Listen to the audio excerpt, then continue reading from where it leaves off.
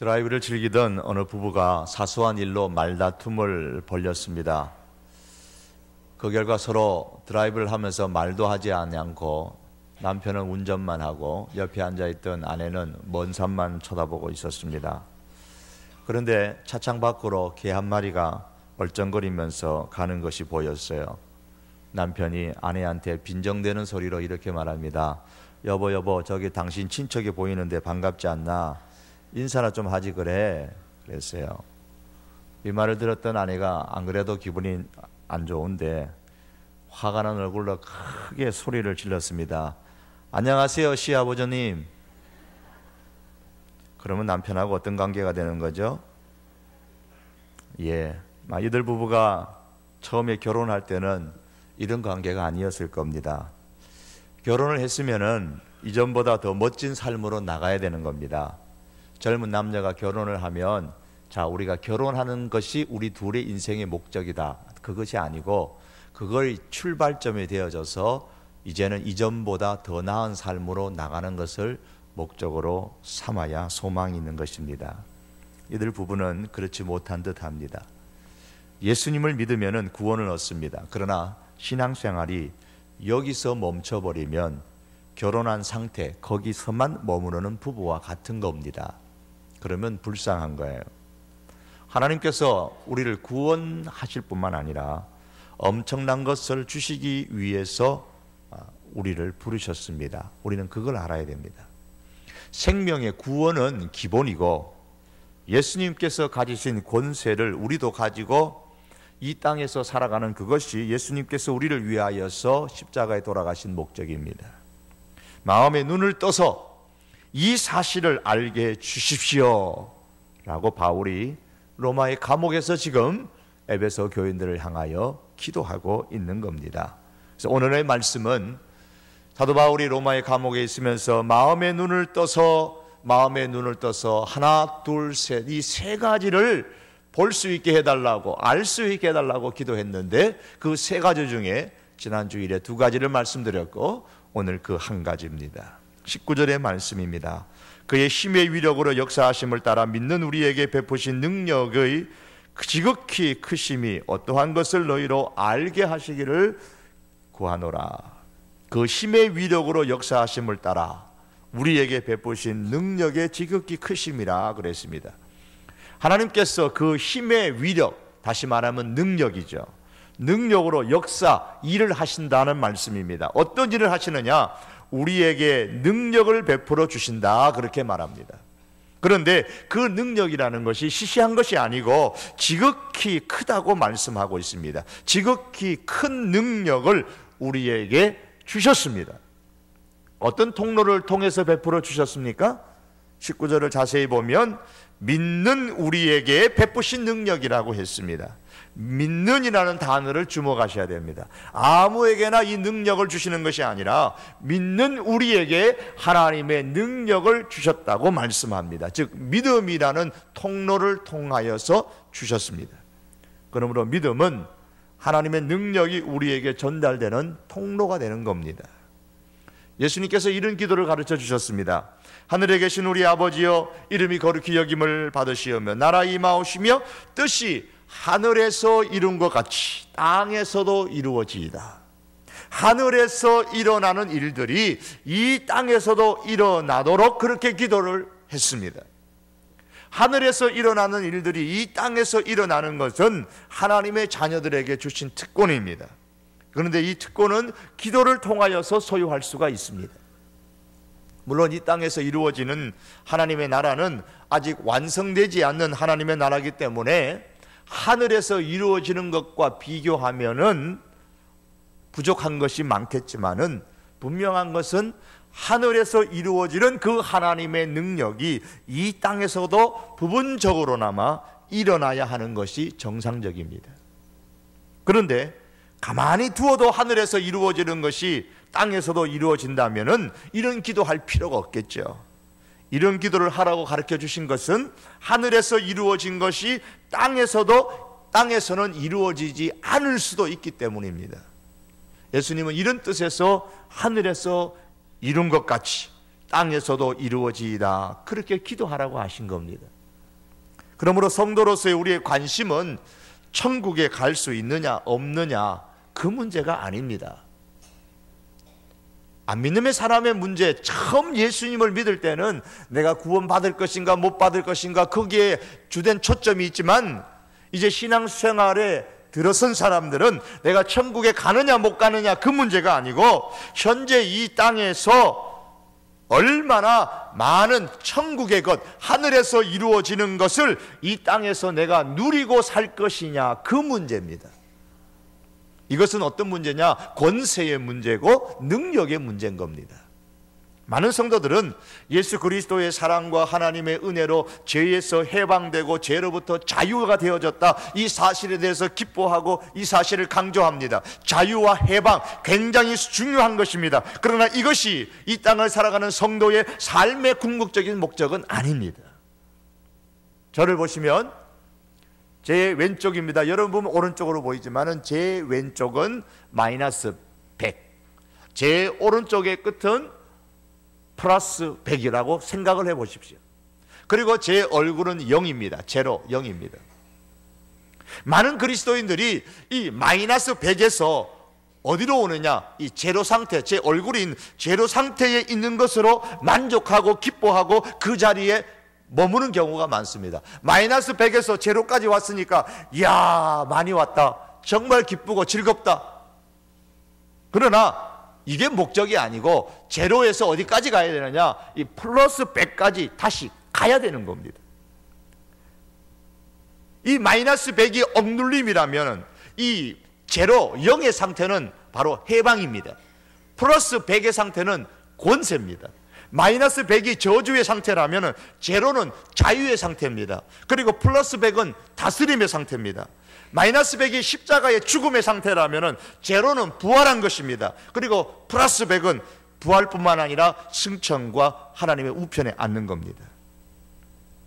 하나님의 능력으로 해방되고 자유를 얻은 것만으로 만족하지 말고, 이 제로 상태에 된 것만 가지고 만족하지 말고 하나님의 능력으로 이제는 플러스 100을 향하여서 나아가서 하나님의 권세를 누리고 하나님의 다스리심을 우리가 누리는 자리에까지 나가야 되는 겁니다. 광야 이스라엘 백성들을 한번 생각해 보십시오. 이스라엘 백성들이 하나님의 능력으로 당시 최고로 강한 애굽 나라로부터 해방되어졌습니다. 그들은 더 이상 이제 애굽의 지배를 받지 않았습니다. 애굽의 억눌림에 시달릴 필요가 없었습니다. 애굽의 저주에서 해방되었습니다. 그러나 그들은 아직도 약속한 가나안 땅에는 도달하지 못했습니다. 가나안의 삶을 누리지 못했습니다. 가나안 땅에서 사는 권세를 행사하지 못했습니다. 그들은 단지 애굽에서 해방되었을 뿐입니다. 자유를 얻었을 뿐입니다. 다시 말해서 광야에 있었던 이스라엘 백성들은 제로 상태에 있었던 겁니다. 이제 그들은 광야에서 누리는 해방과 자유로 만족해서는 안 됩니다. 가나안 땅으로 나가야 되는 것이고, 가나안 땅에서 주는 권세와 그 다스림을 누리는 데까지 나가야 되는 겁니다. 하지만 얼마나 많은 광야 백성들이 그 광야에서 죽었습니까? 그들은 제로 상태에서 해방과 자유를 누리기는 했지만 더 나은 권세와 다스림의 자리에까지는 나가지를 못했습니다. 해방과 자유와 부활은 성도의 삶의 종착점이 아니고 출발점입니다. 여기서부터 우리의 삶이 이제 시작되는 겁니다. 신나는 삶이 시작되는 거예요. 감옥에 갇힌 사람의 목적지가 어디입니까? 감옥에서 나와서 자유로운 몸이 되는 것이 그의 인생의 목적입니까? 아니죠. 감옥에서 나와서 자유를 누리는 것은 그의 인생의 종착점이 아니라 출발점입니다. 그는 이제 자유롭게 된 몸을 가지고 멋진 인생을 살기 위하여서 노력하고 그 자유의 몸이 그에게 준 그 권세를 누리는 단계로까지 나가야 됩니다. 19절에 보시면 하나님께서 우리에게 베푸신 능력이 지극히 크다 그랬습니다. 얼마나 큽니까? 얼마나 크길래 지극히 크신 능력이라 그랬어요. 지극히 크신 능력. 어느 정도로 큽니까? 오늘 성경은 우리에게 베푸시는 그 하나님의 능력이 지극히 크신 능력인데, 그 능력이 얼마나 크신 능력인가를 어떻게 설명하냐면, 하나님께서 예수님에게 능력을 주셨던 것을 예를 들어서 설명하고 있습니다. 그 20절의 말씀이죠. 하나님의 능력은 예수님을 십자가에서 다시 죽음에서 살리실 뿐만 아니라 승천하게 하시고 하나님의 우편에 앉게 하셨습니다. 20절에 그의 능력이, 하나님의 능력이 그리스도 안에서 역사하사 죽은 자들 가운데서 다시 살리시고, 여기 끝이 아닙니다. 부활이 끝이 아니고 하늘에서 자기의 오른편에 앉히는 데까지 나갔습니다. 이 하늘 우편, 보좌 우편은 우주 만물을 다스리는 왕권을 행사하는 권세의 자리입니다.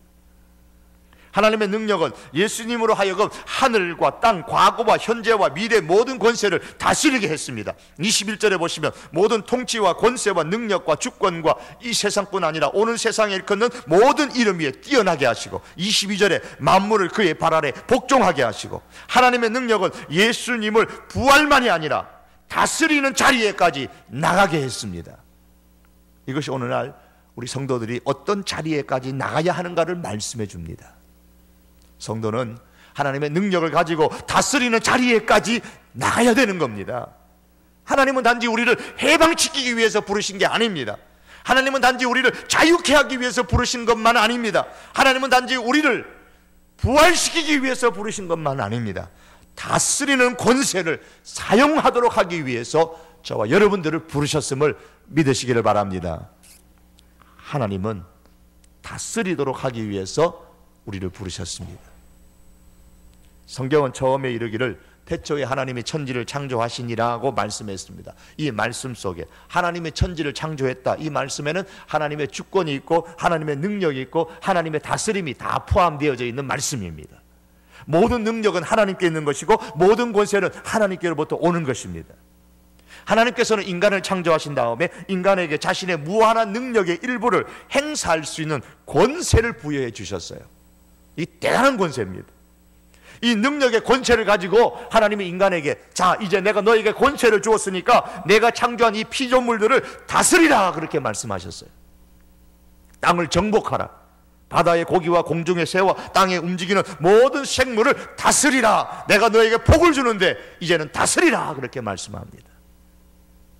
그러나 불행하게도 인간이 죄에 빠짐을 됨으로써 인간이 사는 세상은 질병과 아픔과 괴롭히는 악한 영들과 가난과 자연재해와 이런 영향력 속에 빠져들기 시작한 겁니다. 예수님께서 이 땅에 오신 이유는 권세와 관련해서 생각해 볼 때 사람이 이렇게 죄로 인해서 상실되어진 이 권세를 다시 회복시켜 주시기 위해서 예수님 오신 겁니다. 하나님께서 그 능력으로 우리를 다시 재창조하셔서 하나님의 백성이 되게 하셨을 때는 단지 우리를 죄의 억눌림과 죄의 저주로부터 해방시켜서 자유를 누리는 것만이 아닙니다. 하나님의 우편 보좌에 앉는 자리에 앉혀서 우리를 다시 원래처럼 다스리는 자리에까지 가도록 하시기 위한 겁니다. 오늘 본문 19절에 보시면 바울이 뭐라고 기도했습니까? 19절 자세히 보십시오. 그의 힘의 강력으로 역사하심을 따라 믿는 우리에게 베푸신 능력의 지극히 크심이 어떤 것을 너희로 알게 하시기를 구하노라. 바울이 지금 하나님께서 에베소 교회 성도들에게 하나님의 능력을 주십시오, 이렇게 기도하지 않았어요.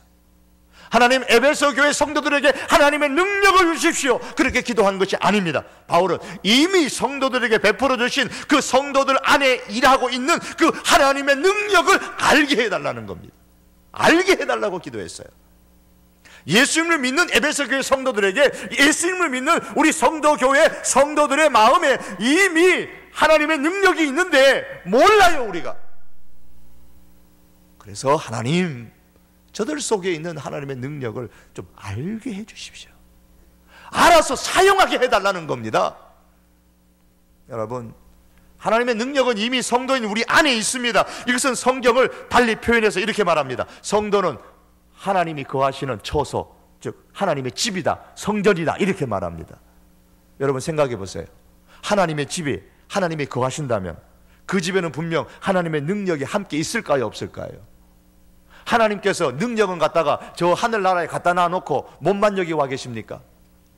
토끼가 저 밑에 바다 밑에 근데 들어갔을 때에 아이고 내 간은 저 집에 두고 왔는데요, 그게 아니지 않습니까? 하나님이 하나님의 집에 거하신다면 내 몸이 성전이에요. 하나님이 내 안에 거하신다면 하나님의 능력도 내 안에 거하시는 거예요. 두고 오신 게 아닙니다. 에베소서 1장 22절과 23절의 말씀 보시면은 오늘 본문에 22절 하반절에 보시면 그리스도는 교회의 머리라 그러셨죠. 그를 교회의 머리로 삼으셨느니라. 23절에는 교회는 그리스도의 몸이라 그랬습니다. 교회는 그의 몸이니. 자, 예수님과 교회의 관계가 어떻다고요? 머리와 몸의 관계다 그랬습니다. 여러분, 머리가 일어나면 몸은 어떻게 됩니까? 머리가 일어나면 몸은 일어나야 정상인 거예요. 이게 안 일어나면 어떻게 됩니까? 그게 환자죠. 아주 심한 환자입니다. 어디에 있는 환자? 중환자실에 있는 환자가 되는 겁니다. 의식불명의 상태 됩니다.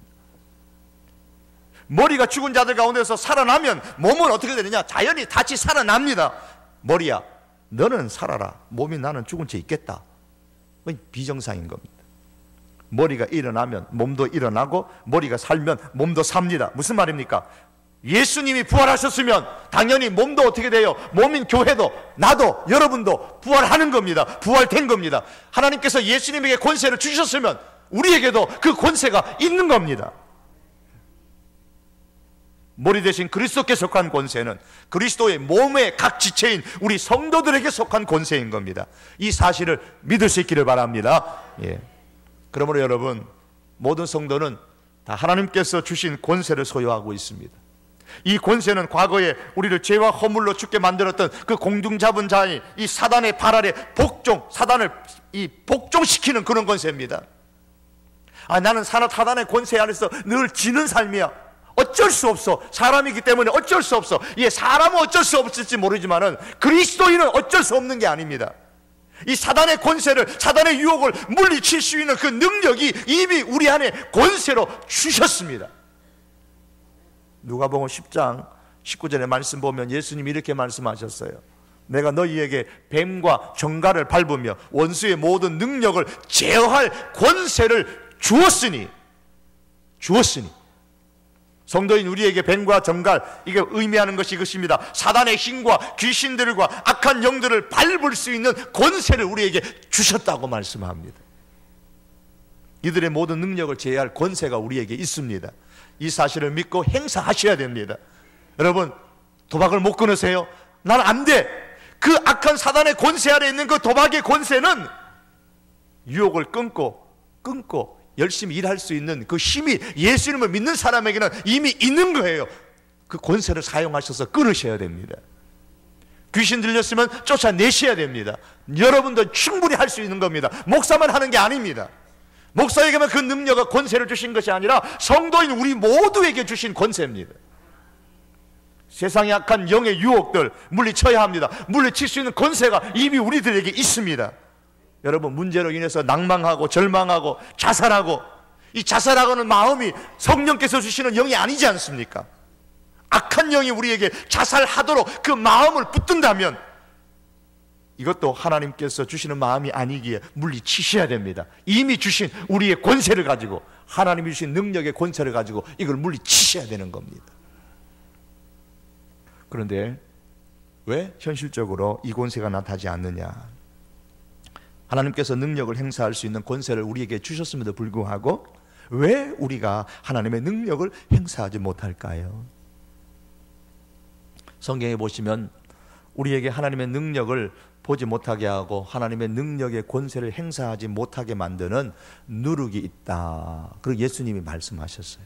예수님께서 경계하여 가라사대 삼가 바리새인들의 누룩과 헤롯의 누룩을 주의하라, 이렇게 말씀합니다.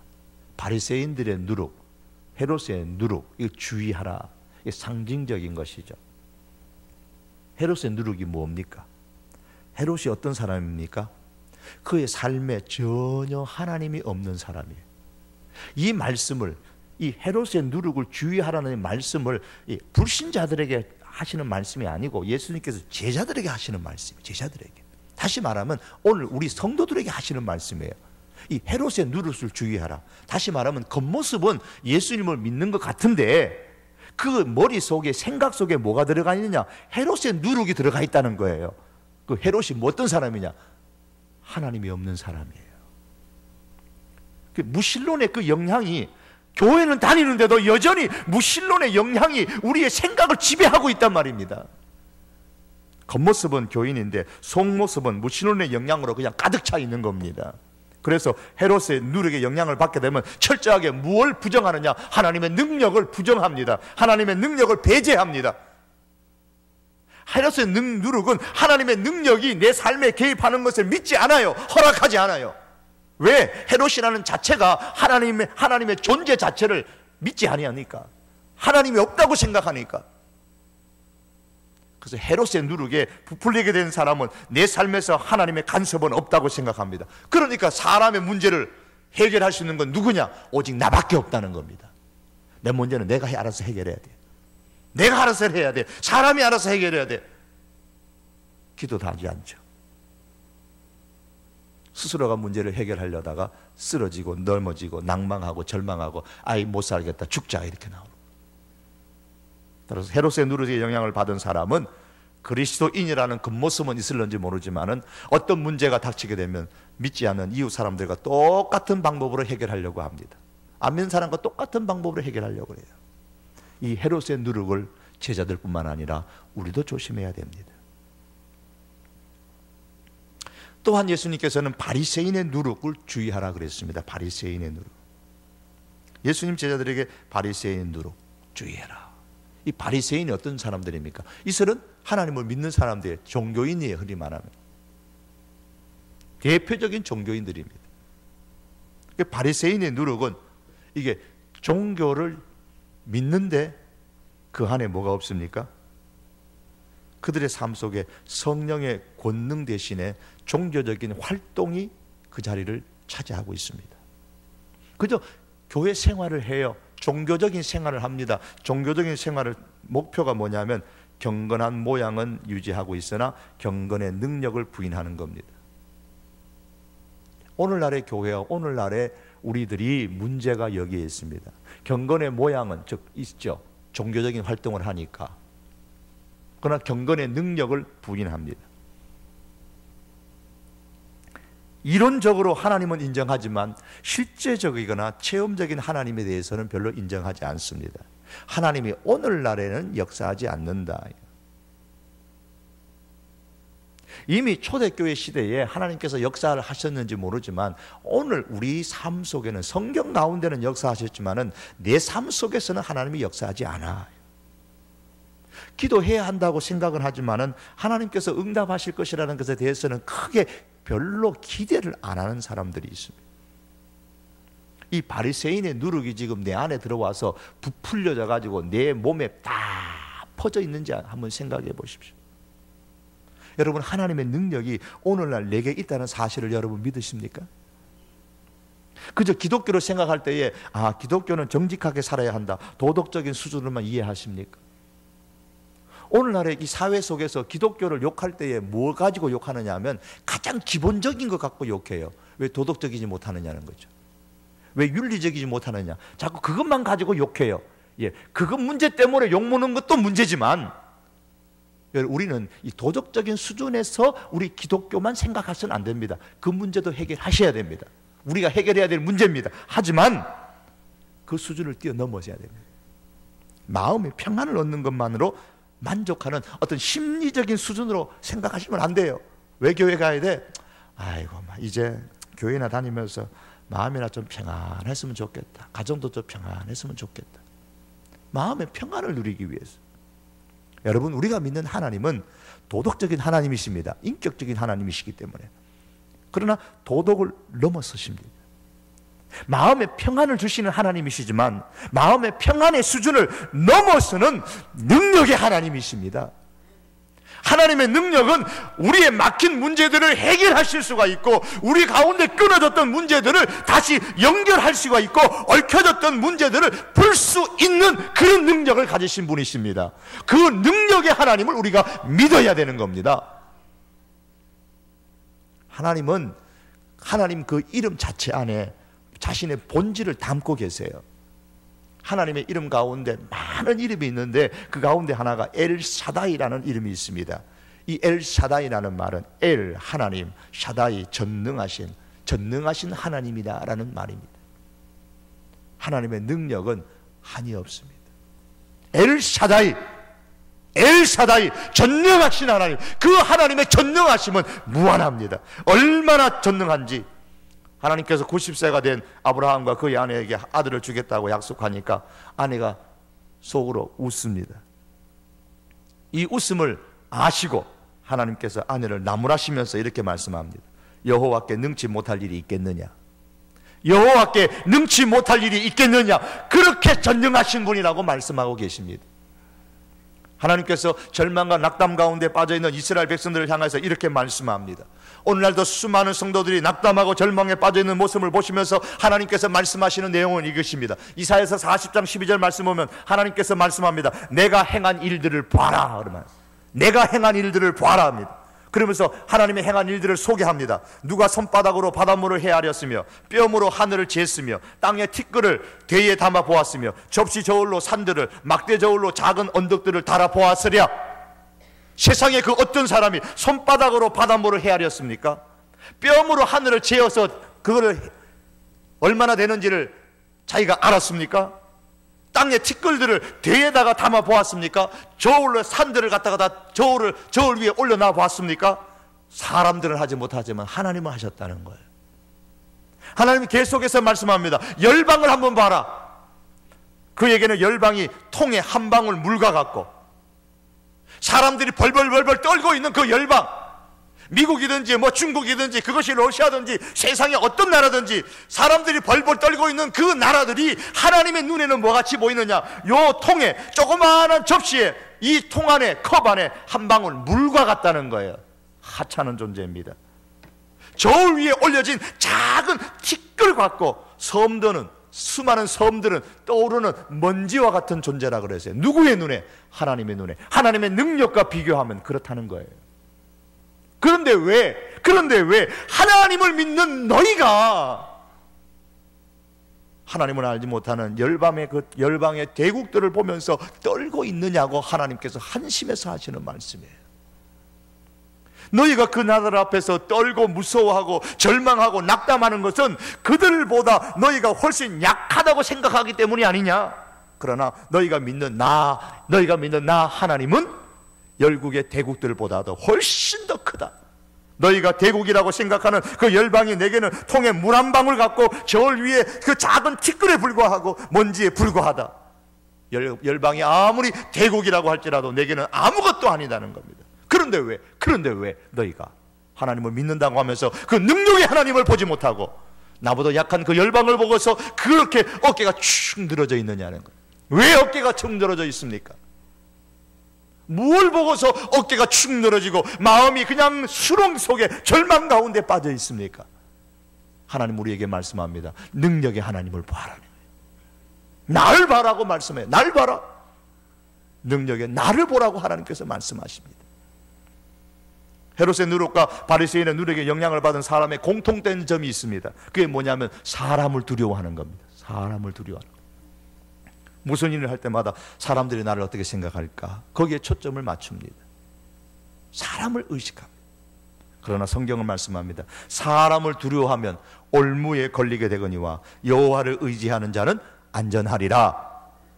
사람을 두려워하면 올무에 걸리지만 여호와 하나님을 두려워하게 되면 안전하라. 하나님을 의지하면 안전하리라. 여러분, 하나님의 능력을 제한하고 있는 이 헤롯의 누룩과 바리새인의 그 누룩의 영향에서 돌아설 수 있기를 바랍니다. 이미 하나님께서 우리 안에 능력을 주셨습니다. 하나님의 능력의 권세를 사용해서 이 세상을 이길 수 있기를 바랍니다. 종말론적인 하나님의 나라에서 일어나는 일들이 비록 아직은 이 땅에서는 부분적이라 할지라도 이 땅에서 정상적으로 일어나야 됩니다. 그 일어나는 것을 우리가 믿고 그 하나님의 능력의 권세를 사용하는 하나님의 사람들이 될 수 있기를 바랍니다. 여러분 생각해 보세요. 저 천국에 우리가 가면은 사단이란 존재도 없겠지만은 만약에 있다고 한들 우리가 사단의 사단의 권세를 이기지 못하겠습니까? 충분히 이깁니다. 마지막 천국에 가면 사단의 권세는 우리 앞에 저 발밑에 밖에 안 됩니다. 그렇다면 그 하늘에서 그런 일들이 일어난다면 이 땅에서도 그런 일들이 일어나야 되지 않습니까? 비록 부분적이라고 할지라도 말입니다. 사단을 우리의 발 아래 눌러야 되는 겁니다. 여러분, 우리에게 문제가 있을 때 어떻게 대처하시겠습니까? 하나님의 능력의 권세를 사용하십시오. 문제를 하나님께로 가져가시고 하나님의 능력이 그 문제에 임하시도록 기도하시기를 바랍니다. 더 나아가서 다른 사람들에게도 어떤 문제가 있었을 때에 하늘에서 있는 일들이 그들에게도 일어날 것을 기대하고 그들에게도 일어날 것을 믿으면서 그들의 문제 가운데 하나님의 능력이 나타날 수 있도록 기도하며 응답을 기대하시기를 바랍니다. 이번 화요일날도 여러분 많이 기도하러 올라오십시오. 산에 올라가서서 이런 기도를 우리가 하나님 앞에 하셔야 됩니다. 다윗이 골리앗 앞으로 나가는 것처럼 하나님을 의지하고 나갈 때에 하나님의 능력을 실제로 경험할 줄로 믿습니다. 이제 말씀을 맺겠습니다. 사랑하는 성도 여러분, 하나님께서 궁극적으로 우리에게 원하시는 모습은 죄로부터 해방과 사탄의 권세로부터의 자유를 누리는 것만이 아닙니다. 그건 기본이고, 자유와 해방을 넘어서서 하나님이 주시는 그 능력의 권세를 사용해서 이제는 죄를 다스리고 악한 영을 우리의 발 아래 복종시키고 살아가는 것, 그게 하나님께서 원하시는 모습입니다. 이러한 하나님의 권세를 누리고 살아가는 우리 성도교회 모든 하나님의 사람들이 될 수 있기를 주님의 이름으로 축복합니다. 기도하시겠습니다. 하나님 아버지, 하늘에서 일어나는 일들이 오늘날도 이 땅에서 일어날 줄로 믿습니다. 우리 가운데 하나님께서 능력을 심어주셨사오니 우리 심령에 주신 그 하나님의 권세, 그 하나님의 능력을 가지고 사단을 아버지 하나님이여 복종케 하고 쫓아내며 하나님 우리에게 있는 모든 문제들을 하나님 주께서 주시는 권세로 하나님 이루어 나아가는 하나님의 놀라운 은총이 저희들에게 있기를 원합니다. 이 모든 일들이 하늘에서 이루어지는 것들이 땅에서 이루어지는 것이 기도를 통하여서 이루어진다고 하셨사오니 아버지 하나님 한 마음으로 늘 기도하며 기도를 통하여 하나님의 권세를 누릴 수 있는 우리 성도교의 모든 권속들 되게 하여 주옵소서. 예수님의 이름으로 기도하옵나이다. 아멘. 우리 찬송